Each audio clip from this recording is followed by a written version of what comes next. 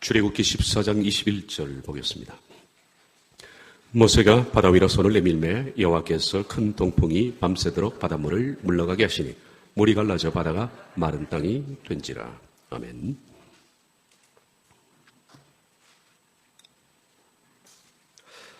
주전 1461년 4월 어느 날 홍해는 갈라졌습니다.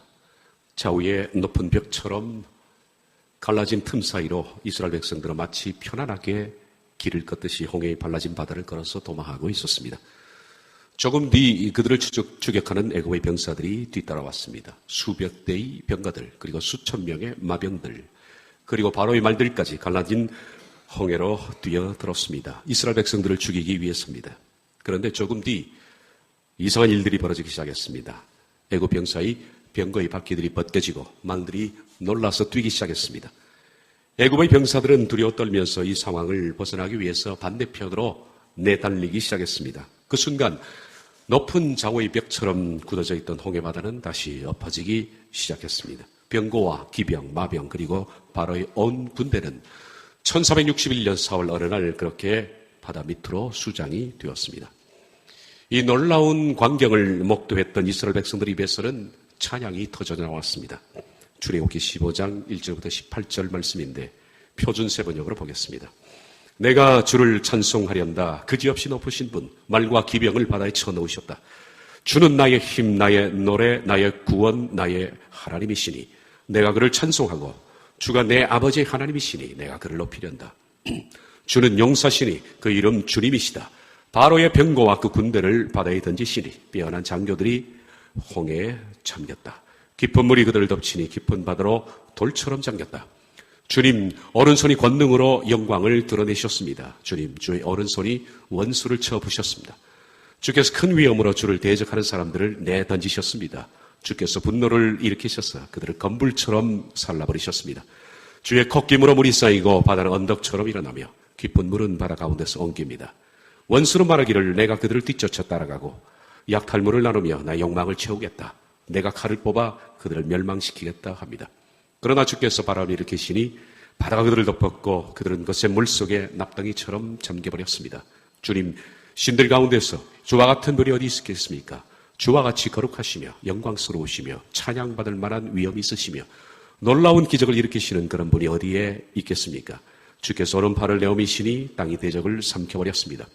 주께서 한결같은 사랑으로 선수 구원하신 이 백성을 이끌어주시고 주의 힘으로 그들을 주의 거룩한 처소로 인도하여 주십니다. 이 이야기를 듣고 여러 민족이 두려워서 떱니다. 블레셋 주민이 겁에 질렸습니다. 애굽의 지도자들이 놀라고 모압의 권력자들은 무서워 떨며 가나안의 모든 주민도 낙담합니다. 그들이 모든 공포와 두려움에 사로잡혀 있습니다. 주님, 주의 권능의 팔로 주의 백성이 다 지나갈 때까지, 주께서 속량하신 이 백성이 다 지나갈 때까지 그들은 돌처럼 잠잠하였습니다. 주께서 그들을 데려다가 주의 소유인 주의 산에 심으실 것입니다. 주님, 이것이 바로 주께서 계시려고 만드신 것입니다.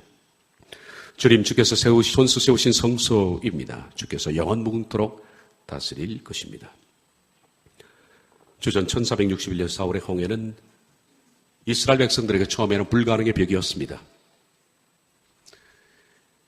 그들은 앞에서는 애굽 병사가 추적해왔고 뒤에는 홍해 시퍼런 바다가 있었습니다.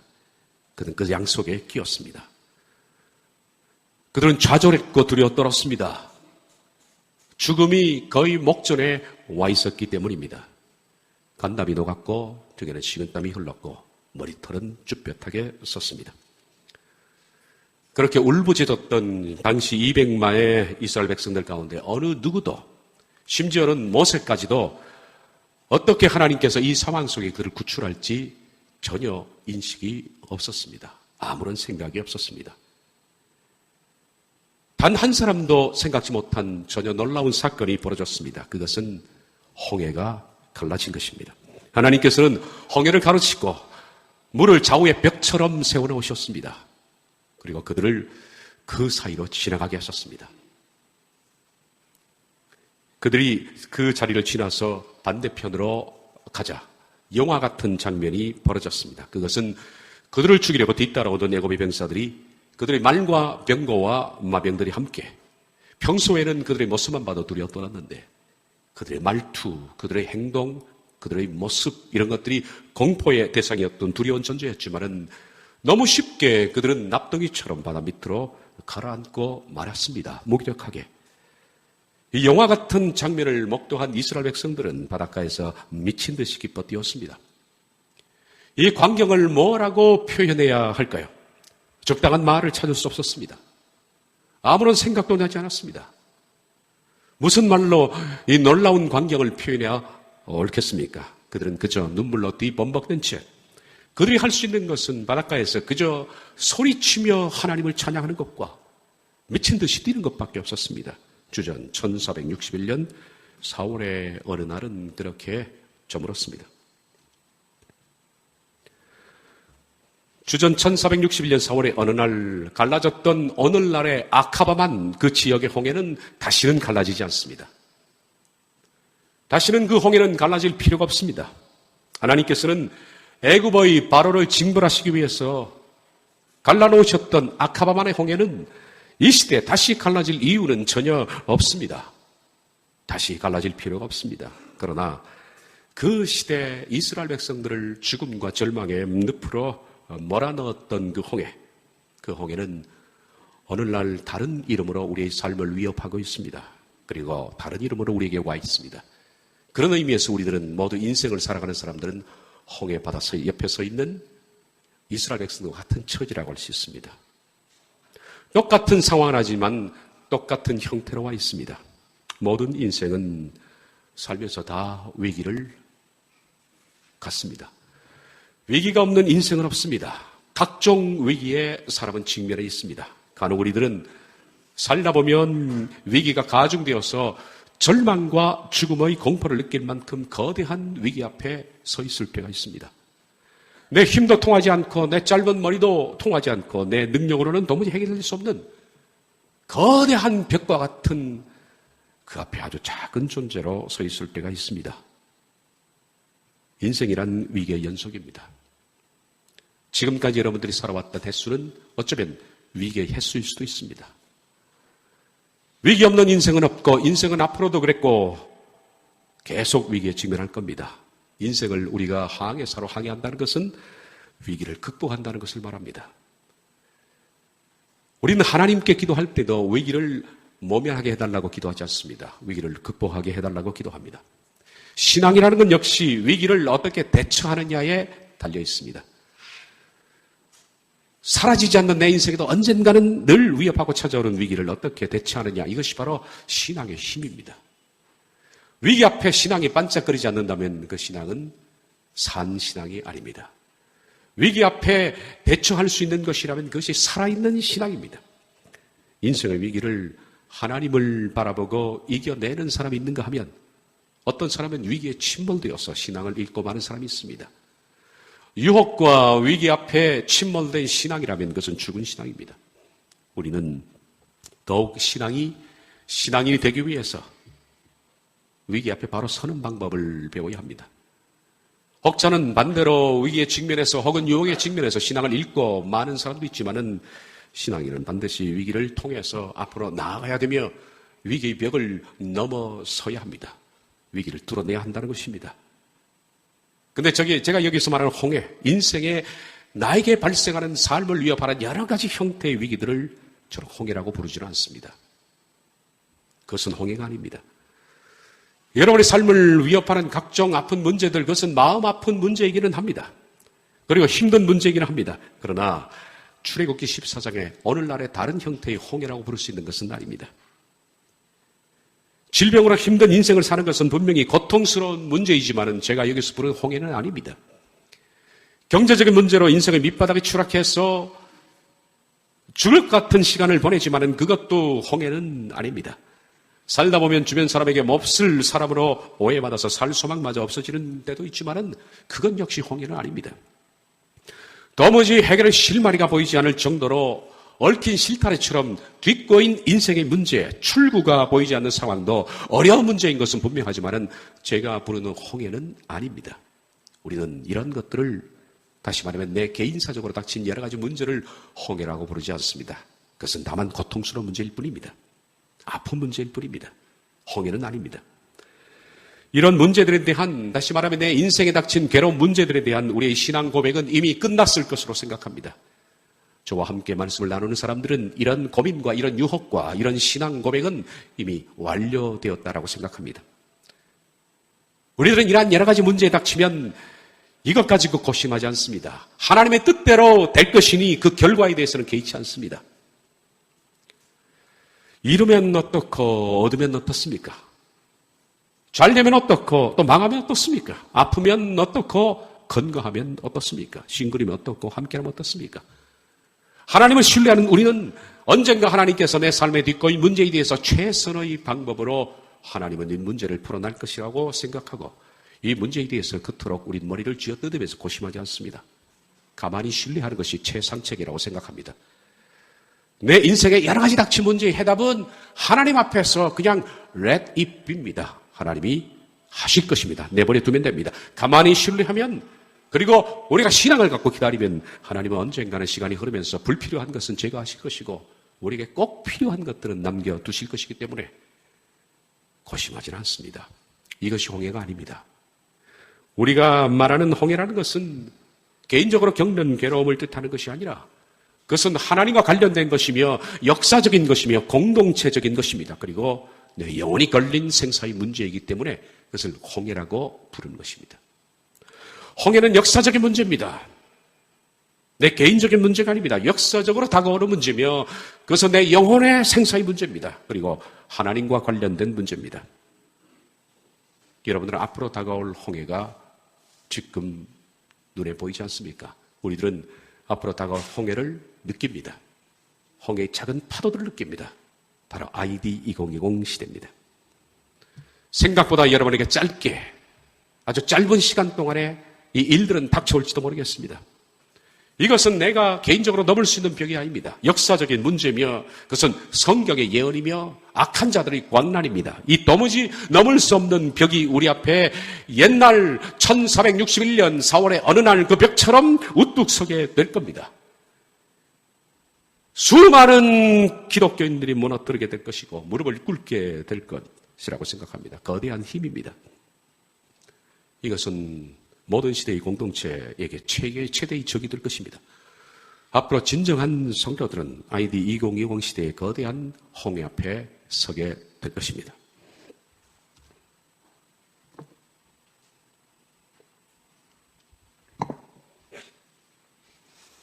전문가들은 2차 대유행이 가을쯤 올 것이다 라고 말합니다. 그리고 이번에 2차 대유행이 오면 장기전일 것이다 라고 말합니다. 1차라고 부를 수 있는 것은 아직도 완전히 제거되지 않았지만은 1차는 거의 한 3개월 가까이 우리를 불편하게 만들었습니다. 그리고 작은 불편은 계속됩니다. 만약에 가을쯤 다시 시작한다면 그것은 장기전이 될 것입니다. 가을쯤 우리가 교회가 문이 닫게 되면 장기전이 될 것입니다. 감염병 전문가들의 얘기입니다. 코로나19의 장기화에 대비해서 생각을 해야 된다고 말합니다. 가을이면 앞으로 몇 달 후입니다. 몇 달 후가 가을입니다. 여러분, 불과 몇 달 전에 공동체 회집을 저희들이 중단할 수밖에 없었습니다. 그리고 몇 달간 온라인 예배를 드렸습니다. 그 짧은 몇 달이지만은 오프라인의 예배가 얼마나 그리웠던가 하는 것들은 우리의 공통사의 관심이었습니다.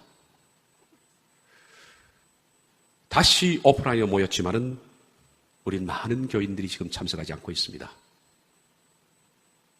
그래도 우리의 사정은 굉장히 양호한 편입니다.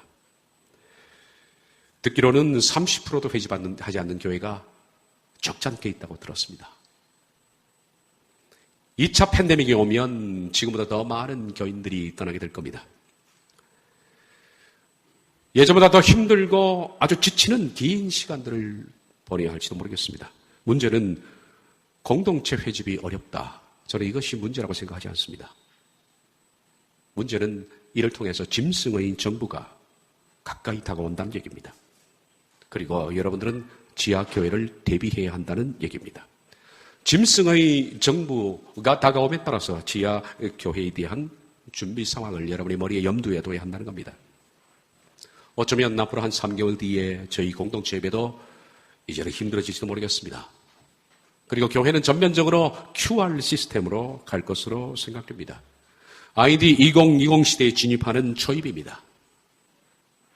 아마 한국교회의 교회가 문을 닫게 되는 상황이 온다면 제일 먼저 우리 교회부터 문을 닫게 될 겁니다. 왜냐하면 우리들은 ID 2020을 전혀 수용하지 못하는 입장이어서 ID 2020 시대가 QR 시대처럼 도래하는 그 순간에 저와 여러분의 공동체는 그것으로 막을 내린다라고 생각하면 됩니다. 어쩌면 이것이 예상보다 빨리 여러분이 공동체와 작별할 시간이 되지 않을까라고 생각을 합니다. 코로나 이전 시대는 못 돌아갑니다. 그래서 탈세계화와 큰 정부, 양극화 시대가 온다. 여기서 큰 정부는 제가 말씀드린 것처럼 독재적인 정부입니다. 짧게는 이 정부를 말합니다. 왜 큰 정부라 불렀냐면 모든 사람들의 사생활까지도 올가매기 때문에 막강한 권력을 가졌기 때문에 큰 정부라고 부릅니다. 그리고 이 큰 정부 위에 빅브라더가 있습니다. 짐승의 정부가 있다는 겁니다. 뉴스 내용을 좀 보겠습니다. 신종 코로나 바이러스 감염증 이후 국내외 경제의 환경 구조적 변화로 가계, 기업, 정부 등 경제 주체가 이전 수준으로 복귀하는 것은 어려워졌다는 한국은행의 진단이 나왔다. 포스트 코로나 시대에는 탈세계화, 디지털 경제 전환으로 글로벌 교육이 위축되고 노동시장 양극화의 심화, 소득 분배 악화, 잠재 성장률 하락 추세 등이 이어질 것으로 관측된다. 국가의 역할에 대한 국민의 기대는 높아지면서 큰 정부 시대가 올 것으로 전망된다. 큰 정부가 좋은 것은 날입니다. 이것은 개인의 자유로운 박탈입니다. 큰 정부라는 것은 독재적 정부입니다. 그래서 이제는 이 큰 정부의 밑에 사는 백성들은 정부의 지시에 따라서 움직이지 않으면 국민이나 그리고 개개인 나아가서는 모든 시스템을 갖춘 공동체는 퇴출되게 되어 있다는 겁니다. 그게 쉬운 얘기는 아닙니다. 글로벌 공급망과 교육이 위축되는 탈세계화 현상이 가속화되고 비대면 접촉 활성화로 디지털 경제의 전환은 불가피해졌다. 인공지능, 로봇, 빅데이터 등을 활용한 제조업의 스마트화 촉진, 정보통신기술 서비스 확대, 저탄소, 친환경, 바이오 헬스 중심으로 재편될 전망이다. 이제는 사람과 사람이 만나서 하는 시대는 없습니다. 비대면 사회로 갑니다. 이렇게 우리가 사람과 사람이 만나서 서로 정을 나누는 시대에도 우리들은 외롭습니다. 지금 현대인들에게 가장 큰 숙제는 노후의 외로움입니다. 외로움을 극복하지 못한 이것이 노후의 가장 큰 문제입니다. 돈이 있으면 뭐합니까? 큰 집에 내가 살면 뭐합니까? 돈 걱정 안 하고 살 수 있는 그런 삶이 되면 뭐합니까? 나와 사랑을 함께 나누고 정을 나눌 수 있는 이웃이 없다는 그것은 고립입니다. 그것은 외로움입니다. 지금도 고립되는데 앞으로 비대면 사회가 되면서 사람들은 점점 외로워집니다. 고립됩니다. 사람과 사람 사이의 정, 그리고 사랑, 아픔과 슬픔을 함께 나누고 어깨를 쳐줬던 그런 시대는 이미 끝났습니다. 인간은 차가운 컴퓨터에 갇혔습니다. 컴퓨터는 우리를 다투는 그런 철장이 되었습니다. 앞으로의 사회는 인간은 점점 고립화가 심화되고 그 결과 외로움은 가중되며 노후 자살률은 늘어나게 될 겁니다. 그리고 점점 사회라는 시스템의 노예가 되어서 설국열차처럼 던져주는 양갱 하나를 먹고 말없이 노예로 전락되어야 할 시대가 이 시대가 됩니다. 이제 대중을 움직이는 힘은 소수의 힘을 가진 정부입니다. 정부는 막강한 힘을 갖게 될 겁니다. 그래서 세계의 모든 정부는 거의 독재자가 될 수밖에 없는 시스템입니다. 자유주의는 저물어 갑니다. 독재주의가 됩니다. 막강한 정책의 힘을 가진 정부의 힘을 따르지 않으면 개개인은 없습니다. 공동체는 존재하지 못합니다. 개개인의 인권은 사라지고 정부의 정책을 따르지 않는 사람들과 집단은 반사회적 사람으로 전락되어서 퇴출되게 되어 있습니다. 다시 말하면 진실한 성도는 ID 2020 시대 때 퇴출되는 겁니다. 앞서 말씀드린 것처럼 교회 가운데 가장 먼저 문을 닫는 교회가 우리가 될 겁니다. 그리고 지하 교회는 가장 먼저 우리가 시작하게 될 겁니다. 성도와 지하 교회는 앞으로 홍해 앞에 서게 됩니다. 앞에는 바로의 군대가 추격해오고 뒤에는 도망갈 수 있는 퇴로가 없습니다. 문제는 앞에는 어마어마한 힘을 가진 평소에도 보기만 해도 머리털이 성면하고 머리털이 섰던 바로의 군대가 추격을 해오고 뒤는 퇴로가 없다는 것이 문제입니다. 도무지 건널 수 없는 시퍼런 홍해가 있습니다. 그 사이에 끼어있던 이스라엘 백성들, 그들은 두려움과 공포로 울부짖기 시작했습니다. 출애굽기 14장 10절에서 12절입니다. 바로가 가까이 올 때 이스라엘 자손이 눈을 들어본즉 애굽 사람들이 자기를 뒤에 따른지라. 이스라엘 자손들이 심히 두려워하여 여호와께 부르짖고 그들이 또 모세에게 이르되 애굽에 매장지가 없어서 당신이 우리를 이끌어내어 이 광야에서 죽게 하느냐? 어찌하여 당신이 우리를 애굽에서 이끌어내어 우리에게 이같이 하느냐? 우리가 애굽에서 당신에게 이른 말이 이것이 아니냐? 이르기를 우리를 내버려 두라. 우리가 애굽 사람을 섬길 것이라 하지 아니하더라. 애굽 사람을 섬기는 것이 광야에서 죽는 것보다 낫겠노라. 성경에는 하나님께서 이스라엘 백성들을 구출해냈지만은 엄밀하게 따지면 이들은 실패자입니다. 홍해 앞의 실패자입니다. 그들은 무너졌습니다. 앞의 이스라엘 백성 그리고 앞의 바로의 군대 그리고 뒤에 홍해 그 사이에 낀 이스라엘 백성들은 신앙적으로 실패했습니다. 이것은 역사입니다. 성경이 우리에게 기록되어서 다가오는 것은 무슨 이유일까요? 그것이 바로 성경이 역사적 교훈을 하기 위해서입니다. 그런데 철학자 헤겔의 말처럼 사람들은 역사를 통해서 아무것도 배우질 않습니다. 마치 자기의 동료가 앞에서 불타는 모닥불에 뛰어들어가서 불이 타서 죽는 것을 바라보면서 뒤따라 들어가는 불나방처럼 사람은 역사적 사건을 보면서도 똑같이 행동하는데 문제가 있다는 겁니다. 역사적인 팩트는 압니다. 근데 이 역사적 교훈을 받지 않는 것은 사람이 아닙니다. 그것은 벌레와도 같은 것입니다. 주전 1361년 4월의 어느 날처럼 앞으로 우리가 똑같은 상황에 직면하게 될 겁니다. 앞에는 바로의 군대가 달려들고 뒤에는 홍해가 흐르는 그 사이에 끼어 있었던 그들처럼 앞으로는 이 ID 2020이 달려오고 뒤에는 막강한 정부가 버티고 있을 겁니다. 그 사이에 우리는 끼어 있을 겁니다. 여러분 어떻게 하겠습니까? 어떤 선택을 내리겠습니까?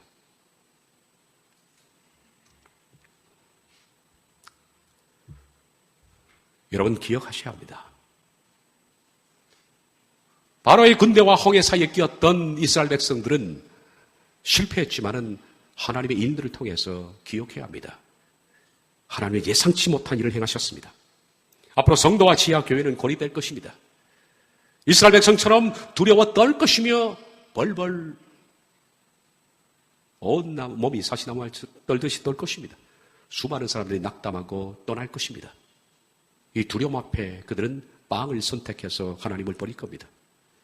그런데 점점 간극이 좁혀올수록 기억해야 합니다. 하나님은 그의 백성들에게 예기치 못한 방법을 가지고 있다는 겁니다. 간극이 좁아질수록 여러분 기억해야 됩니다. 그것이 바로 역사적 교훈입니다. 그들을 구천해내신 하나님처럼 하나님은 좁아져오는 이 간극 사이에 빵을 선택하지 않고 끝까지 버텨내는 사람에게 특이한 하나님의 방법을 가지고 있다는 겁니다. 이 땅에서 빼내시든지 아니면 공중으로 끌어올리시든지 하나님만의 방법이 있다는 것을 기억하고 포기해서는 안 된다는 겁니다. 누가 예상했겠습니까? 200만 명 넘는 이스라엘 백성들 가운데 하나님께서 홍해를 가르시고 그것을 좌우의 벽처럼 물을 세워놓으신 다음에 잘 닦인 도로를 지나가게 하시는 그 방법을 쓰실 것이라고 생각하는 사람은 단 한 명도 없었던 것처럼 우리 가운데 하나님이 앞으로 다가오는 이 시간에 어떤 방법으로 우리를 구출해낼지 예상하는 사람은 아무도 없습니다. 다가오는 시간, 성도와 지하교회가 고립되는 진퇴양난의 시기가 와도 이 말씀을 받는 사람들은 두려워하지 마십시오. 끝까지 하나님을 신앙하십시오. 보통 앞에는 적이 달려들고 뒤에는 큰 바다나 강이 있을 때 그때 쓰는 한문이 배수의 진을 친다라는 말이 있습니다. 긍정적인 의미로 그럽니다. 배수의 진을 친다는 것은 뒤에 물, 숫자입니다. 물을 배수 등지고 진을 쳤다라는 겁니다. 이리 가도 빠져 죽습니다. 뒤로 가면. 앞으로 가도 물론 죽을 수 있습니다. 배수의 진을 친 사람은 독한 사람입니다. 그래. 이왕 뒤에 가도 빠져 죽을 바에 한번 덤벼서 싸워보자라는 그 정신을 가진 사람을 가리켜서 배수의 진을 친다라고 말합니다. 미물인 쥐도 배수의 진을 치면 사람에게 덤빕니다. 조그만한 동물도 호랑이에게 몰리면 배수의 진을 치게 됩니다. 우리가 다가오는 시대에 홍해를 배수의 진으로 보느냐 아니면 죽음의 장소로 보느냐에 따라서 여러분들은 각오가 달라질 겁니다. 하나님은 신실한 이들에게 앞으로의 시대에도 홍해를 가르칠 것이라고 생각합니다. 그 시대의 홍해를 가르친 하나님은 이 시대 다른 형태의 홍해도 물론 가르칩니다. 그래서 홍해는 오늘도 갈라지는 겁니다. 앞으로 출애굽기 14장 여기 한 10몇 주 동안에 우리가 머물러 있으면서 뭔가를 하나 배울 겁니다. 그것은 홍해의 수칙들입니다. 홍해 수칙들이라고 명명되는 이것은 이스라엘 백성들이 홍해 앞에 섰을 때 그 옛날 그들이 실패했던 부분들입니다. 그들은 울고 원망했고 두려워했고 절망했습니다. 다시 애굽으로 돌아가겠다고 얘기를 했던 사람도 있었고 모세를 원망하기도 했습니다.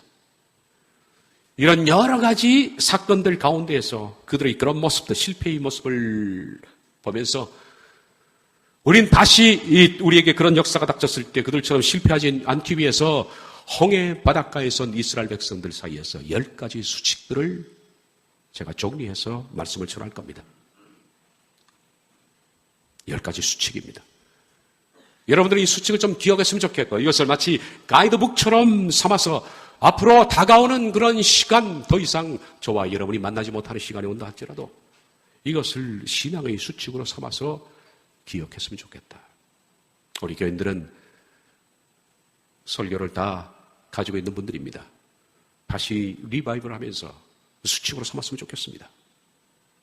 이 수칙들을 다음 시간부터 제가 하나씩 소개해 나갈 겁니다. 오늘은 먼저 여러분에게 이것을 기억했으면 좋겠다라고 생각됩니다. 홍해는 우리를 강하게 만듭니다. 절대 하나님께서는 자신의 백성을 죽이기 위해서 하시는 것이 아닙니다. 두려워할 필요가 없습니다. 홍해 앞에 무너지는 사람이 많습니다. 그러나 홍해를 통해서 어떤 이들은 더 강한 사람이 됩니다. 홍해를 통해서 강한 사람이 될 것인가 아니면 형편없는 사람이 될 것인가 하는 것은 여러분이 어떤 마음을 갖고 서느냐에 달려 있습니다. 저는 홍해의 배수의 진을 칠 겁니다. 빵을 먹고 영생을 잃느냐 아니면 하나님을 버리고 영생을 잃느냐 이 두 사이에 우리가 끼어 있는데 우리들의 선택은 뭘까요? 배수의 진을 친 사람들은 영생을 바라보고 빵을 거절할 수 있는 사람이 아니겠습니까? 사람은 슬픔을 당하면 얼굴이 굳어집니다. 슬픔 당한 사람들은 한결같이 얼굴이 자유롭지 않습니다.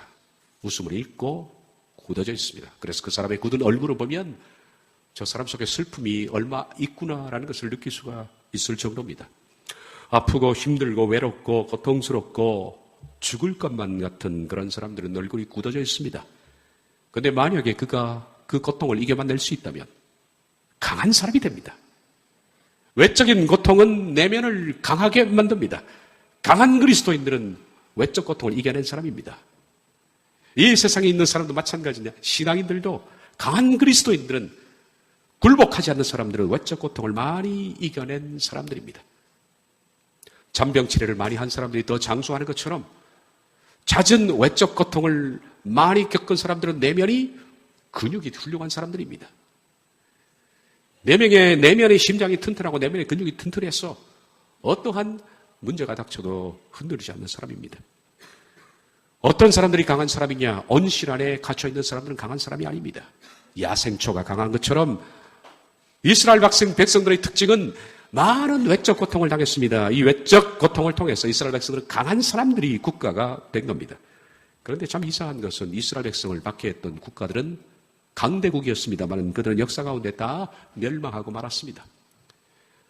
옛날 이집트로부터 시작해서 로마 제국, 근대 이르러서는 나폴레옹 제국이 이르기까지 이스라엘 백성들을 박해했던 모든 제국들은 다 침몰하고 말았습니다. 그런데 박해받아서 힘겹게 살아왔던 이스라엘 백성들은 오히려 강하게 살아남아서 이 세상의 강자로 남아있습니다.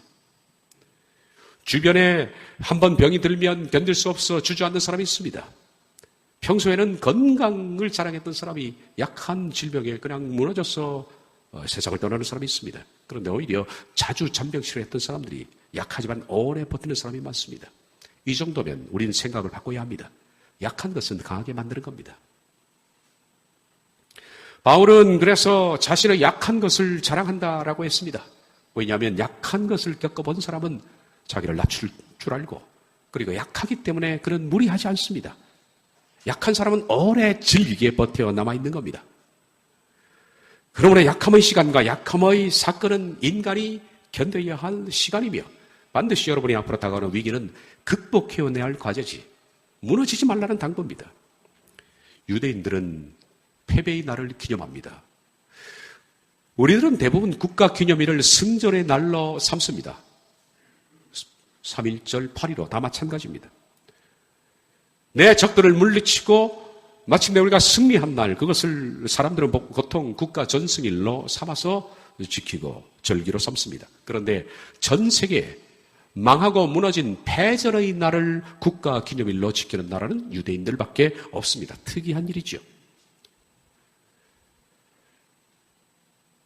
성지순례를 여러분이 만약에 갈 기회가 있다면 예루살렘에 딱 들어서면 눈에 네 번에 들어오는 광경이 있습니다. 그것은 곳곳에 흉물스럽게 방치된 전쟁의 잔여물들입니다. 부셔진 장갑차, 그리고 녹슨 철모, 파괴된 포대, 무너진 건물, 그런 것들을 그들은 부수지 않습니다. 총탄 맞은 그대로, 깨진 그대로, 그리고 부셔진 그대로 녹슨 장갑차를 도시 곳곳에 그대로 방치해 놓고 있습니다. 전쟁으로 패배하고 부셔지고 무너진 건물의 잔해들입니다. 패배를 기념해야만 승리할 수 있다는 것입니다. 이스라엘 백성들 가운데 6월절은 가장 큰 국가 기념일입니다. 6월절이 되면 그들이 항상 암송하는 성경 귀절이 있습니다. 그것이 뭐냐면 우리는 이집트의 노예였다라고 시작합니다. 출애굽기 20장도 그렇게 시작하죠. 너는 이스라엘 노예였던 것을 기억하라 라고 말합니다. 너는 바로의 노예였음을 기억하라. 그 비참한 시기, 정말 먹고 살기도 힘들고 등에는 밤낮 채찍 자국이 난 그 시대를 기억하라는 겁니다. 비참했던 시절입니다. 그것을 기억하는 사람들은 항상 머리를 조아리고 삽니다. 6월절이 되면 그들은 몇 가지 상징적인 음식을 먹습니다. 첫째는 쓴나물입니다. 패배의 역사를 기억하기 위해서 먹기 힘든 쓴나물을 먹습니다. 그리고 두 번째, 맛자를 먹는데 이것을 무교병이라고 부르죠. 효소를 넣지 않는 아주 딱딱한 빵입니다. 그냥 씹기에도 힘든 돌덩이처럼 이 맛없는 빵을 먹으면서 그들은 아픈 시간을 기억하는 겁니다. 그리고 세 번째, 그들이 먹는 것은 삶은 계란입니다. 모든 식물은 열을 가하면 가할수록 식물이 말랑말랑해집니다. 부드러워집니다. 그런데 계란은 반대입니다. 딱 반대가 되는 식물, 그것이 계란입니다. 계란은 삶기 전에 껍질이 아주 연합니다. 그래서 약하게 부닥쳐도 깨집니다. 그런데 이상하게 열을 가하면 가할수록 계란은 껍질이 단단해지고 내부도 단단해집니다. 그들은 계란을 먹으면서 그렇게 생각합니다. 이처럼 우리 고통을 받으면 받을수록 강해진다는 겁니다. 우리 민족은 삶은 계란처럼 그렇게 강해질 것이라는 겁니다. 많은 사람들은 위기를 모면해달라고 기도합니다만은 실은 위기를 모면하라고 하나님이 주신 것이 아니라 네가 극복해내라고 주신 것인데 사람들은 피하기를 원한다는 겁니다. 마태복음 8장과 14장에는 제자들이 탄 배가 풍랑을 만나서 갈릴리 바다에서 난파 위기를 겪고 있는 장면들이 나옵니다. 풍랑을 만난 제자들은 공포와 두려움에 떨었습니다. 그런데 이 풍랑은 다 이유가 있습니다. 풍랑은 하나님이 보내신 것이죠. 인생의 풍랑은 하나님의 이유가 있어서 보내신 겁니다. 우린 단지 힘들고 고통스럽다고 하소연하고 피할 방법을 찾지만은 그러나 풍랑을 겪어야만 제자들은 강해집니다. 하나님이 겪으라고 보내신 것입니다.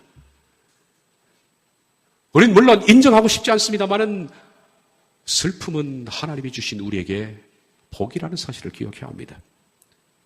우리 속에 헛된 마음들, 허영심, 헛바람이 들어왔을 때 그래서 나도 모르게 물질의 유혹이나 이성의 유혹이나 각종 인생의 유혹으로 내 영혼이 무너지기 직전에 하나님이 취하시는 조처, 잘못하면 내 영혼이 상실될 수 있을 때 하나님께서는 슬픔을 보내십니다. 정신 차리라고 하나님 풍랑을 보내시는 이유입니다. 배에 물이 들이닥치고 침몰될 것 같은 공포를 겪으면서 배가 뒤집힐 것 같은 그런 공포 속에서 위기를 당하게 되면 우린 필사적으로 하나님을 붙듭니다. 주여 우리를 구원하소서. 그렇게 해서 풍랑은 영혼을 정화합니다. 풍랑은 교인을 성도되게 만듭니다. 풍랑을 통해서 육적인 때가 벗어지고 영적으로 깨끗해집니다. 풍랑을 통해서 예수님을 깊이 알아갑니다. 고난을 당하면 당할수록 내 영혼의 헛된 욕망이 사라집니다. 고난을 당하면 내 영혼 속의 헛바람이 사라지는 겁니다. 고난은 우리로 하여금 하나님을 집중하게 합니다. 하나님을 바라보게 만듭니다. 그러므로 고난은 하나님을 알게 하는 위대한 초청장이라 할 수가 있습니다.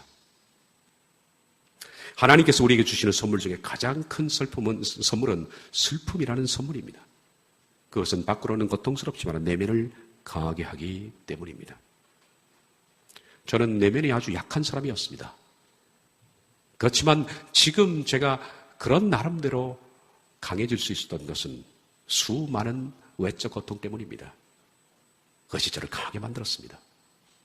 앞으로 저와 여러분은 다시 한번 역사적인 홍해를 만나게 될 겁니다.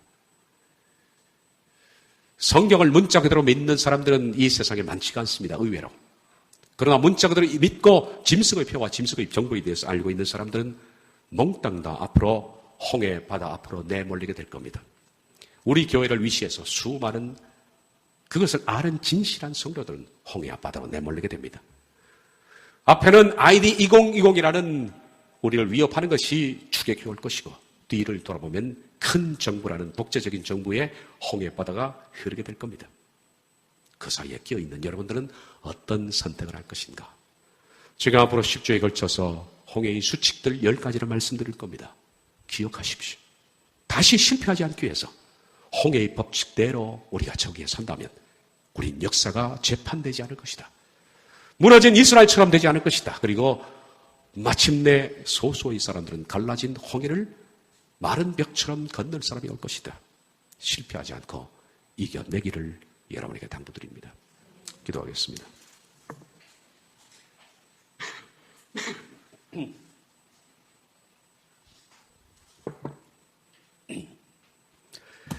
하나님께서 홍해를 갈라내실 것입니다.